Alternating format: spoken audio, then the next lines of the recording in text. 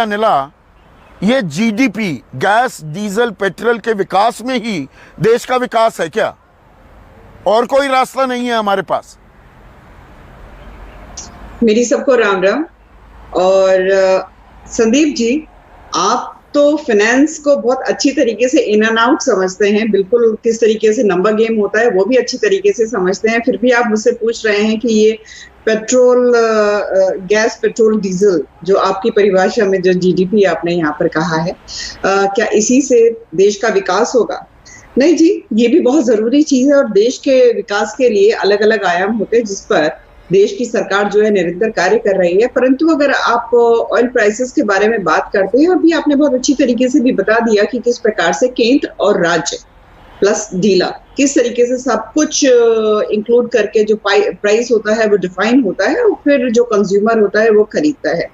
और इसको अगर चुनाव से जोड़ा जाए तो वो मुझे लगता है कि बिल्कुल भी उचित नहीं होता है कि भाई कुछ दिन पहले क्योंकि चुनाव नहीं हुए थे तो इसके दाम कम कर दिए गए थे। तो मैं तो ये कहती हूँ ना, सब अभी आज की तारीख में सबसे ज्यादा महाराष्ट्र में दाम है, वहां क्यों नहीं कम हो रहे हैं? और उत्तर प्रदेश से मैं आती हूँ, उत्तर प्रदेश से ज्यादा अगर रेट देखा जाए तो राजस्थान में भी है, उत्तर प्रदेश से ज्यादा रेट देखा जाए तो छत्तीसगढ़ में भी है, या कलकत्ता में आप देख लीजिए, पश्चिमी बंगाल में आप देख लीजिए। तो यहाँ की जो सरकारें हैं क्यों नहीं रिलीफ दे रही हैं?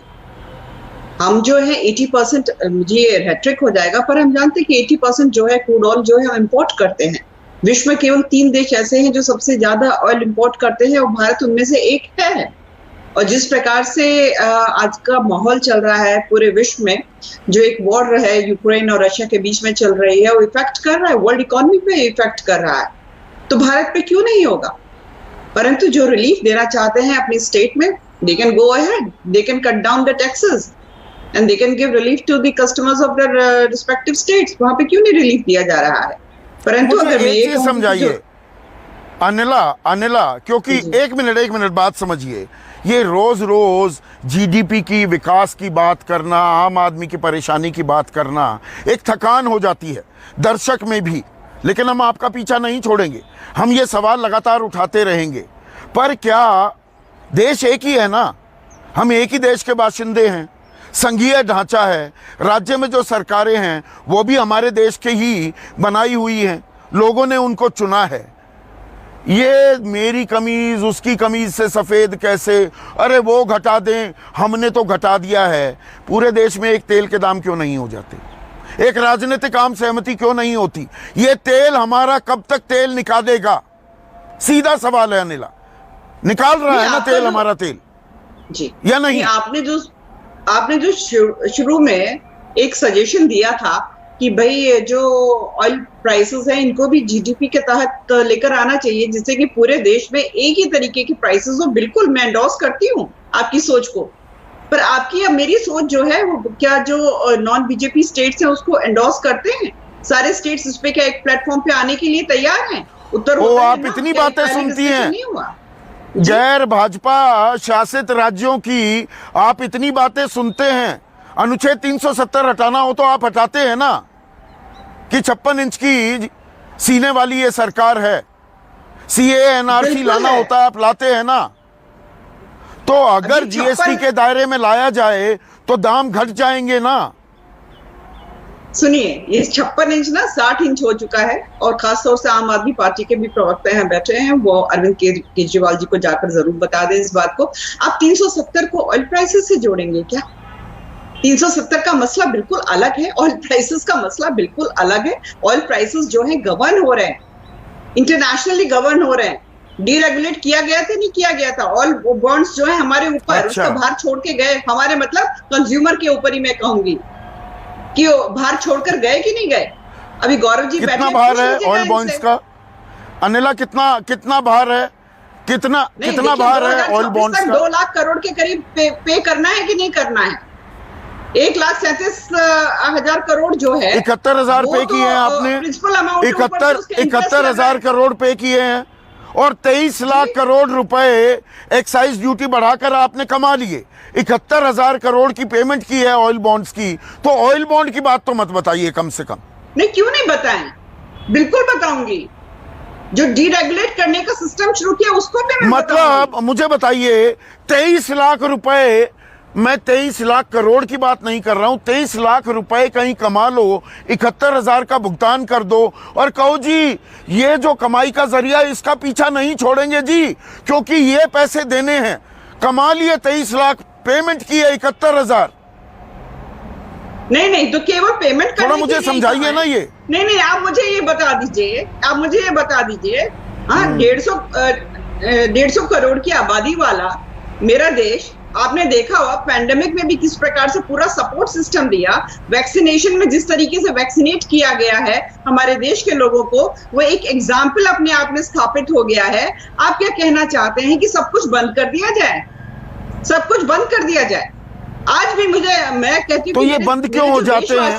137 दिन बंद। एक मिनट 137 दिन बंद कैसे हो गए? 137 दिन दाम जस के तस। 64 दिन पिछले साल 5 राज्यों में चुनाव थे, दाम जस के तस। अंतर्राष्ट्रीय परिप्रेक्ष्य भी सो गया, बाजार भी सो गया। तब अगर सरकार घाटा उठा सकती थी तो आज क्यों नहीं? मैंने तो अभी संदीप जी कहा ना कि मैं तो उत्तर प्रदेश से आती हूँ, लखनऊ में तो 103 रुपए है, मुंबई में अगर आप देख लें तो 118 रुपए है। क्यों नहीं रिलीफ दे रही है महाराष्ट्र की सरकार? क्यों नहीं दे रही है? बिल्कुल देना चाहिए। अगर उत्तर प्रदेश की सरकार रिलीफ दे सकती है तो केंद्र कुछ नहीं दे सकती। 3.5 रुपए की एक्साइज ड्यूटी डीजल पर 21 रुपए 90 पैसे की है। 9.5 रुपए की एक्साइज ड्यूटी 2014 की बता रहा हूं, अब वो 27 रुपए 90 पैसे है। तो वो क्यों नहीं घट सकती? एड वैलोरम टैक्स है ना, वैट तो एड वैलोरम टैक्स है। अगर एक्साइज घटेगी वो अपने आप घट जाता है। नहीं, मैं वही तो कह रही हूं आपसे। आप बिल्कुल कह सकते हैं, ये क्वेश्चन उठा सकते हैं कि एक्साइज ड्यूटी को क्यों नहीं कम कर रहे हैं, परंतु आप इसका भी उत्तर दे दें कि भाई जिस प्रकार के हालात से देश गुजर रहा है, क्या हमें फाइनेंशियल रिक्वायरमेंट है कि नहीं है? यहां से एक अच्छा अमाउंट आता है कि नहीं आता है? कोई किसी की पॉकेट में नहीं जा रहा है, इस देश में ही लग रहा है वो। और देखिए, अगर कंपैरेटिव एनालिसिस इस चीज में तो जब 2014 से पहले 1 मिनट 100 टाइम्स बढ़ा था, 2000 टाइम्स बढ़ा था पेट्रोल। हाँ तो 74 रुपए दाम थे। 110 रुपए प्रति बैरल जो आज की कीमत है कच्चे तेल की थी अंतर्राष्ट्रीय बाजार में। 74 रुपए का प्रति लीटर पेट्रोल बिकता था। और आप सड़कों पर 1 मिनट और आप सड़कों पर उतर जाते थे ये कहते हुए बहुत हुई पेट्रोल डीजल की मार, अब की बार मोदी सरकार। तो उस मार में इस मार में फर्क नहीं है क्या? यह फर्क है? अभी भी नहीं संदीप जी, अभी भी भारत की सरकार, भारत के जो लोग हैं, केंद्र सरकार यानी प्रधानमंत्री नरेंद्र मोदी जी के साथ ही खड़े हैं। रिजल्ट देख लिए ना, 5 राज्यों में चुनाव हुए, 4 में भारतीय जनता पार्टी की सरकार बनी है। तो इस देश के लोगों का विश्वास है प्रधानमंत्री में। लोग जान रहे हैं कि मतलब जो हो रहा है बिल्कुल है, लोगों को विश्वास है जो हो रहा है ठीक हो रहा है। तो मतलब ये दाम कहां रुकेंगे? 150 रुपए पेट्रोल हो जाए, 135 रुपए डीजल हो जाए, लोग मान लेंगे। आपको विश्वास है, समझा देंगे लोगों को। ये रुकेगा कहां सिलसिला? या रुकना चाहिए? या सब चंगा सी? नहीं, देखिए, अगर स्टेबिलिटी आ जाती है, इंटरनेशनली स्टेबिलिटी आ जाती है, तो I am pretty sure internationally भी ये रेट कम होंगे।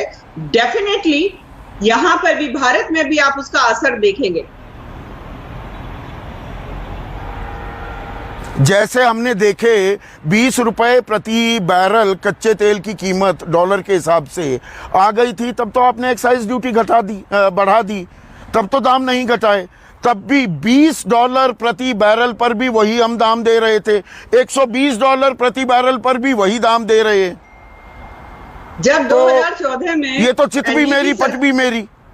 नहीं, चित भी मेरी पट भी मेरी वाले हिसाब नहीं है। 2014 में जब हम लोग आए हैं सत्ता में संदीप जी, उस वक्त फाइनेंस कंडीशन क्या थी, इकोनॉमिकल कंडीशन क्या थी हमारे देश की?